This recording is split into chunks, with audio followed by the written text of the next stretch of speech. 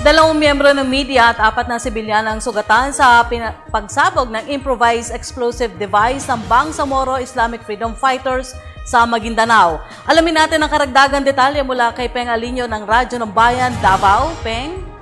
Yes, Rocky. Ayon kay Colonel Dixon Hermoso, nagpagsalita ng 6th Infantry Division, banda alas 7:30 kaninang umaga, ng isa na namang improvised o IED ang pinasabog ng mga miyembro ng Bangsamoro Islamic Liberation of Freedom Fighter o BIFF sa may datu din Sinsuat, kung saan dalawa sa nasugatan ay mga miyembro ng ABC-5 na magkukover sana sa unang pinasabog na IED ng BIFF.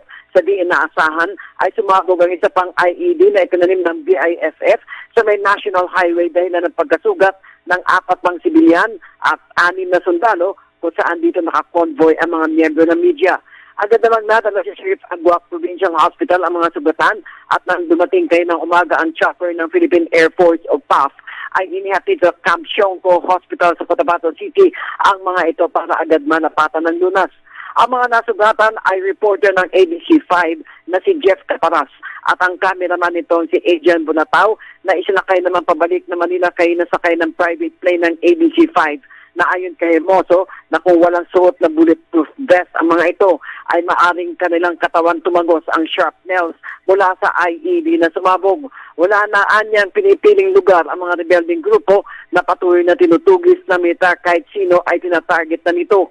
Dinalaw naman ni Autonomous Region and Muslim Mindanao o Armed Governor Mujib Hataman sa Siongco at agad nagparating ng tulong sa 4 na sibilyan at 4 na sundalo na sugatan sa pagpasabog sa Maguindanao Provincial Hospital.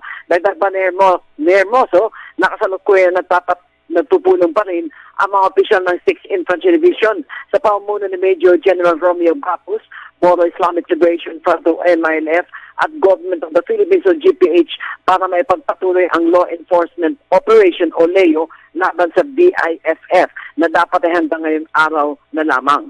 Samantalang kinundi na naman ng palasyo ang nasabing pagpasabog ng BIFF sa Maguindanao at sa panayam ng Radyo ng Bayan, kanina kay Deputy Spokesperson Abigail Baute ay iniling nito sa mga miyembro ng media na mag-ingat sa pagkukover ng ganitong klaseng karahasan upang malayo sila sa anumang kapahamakan.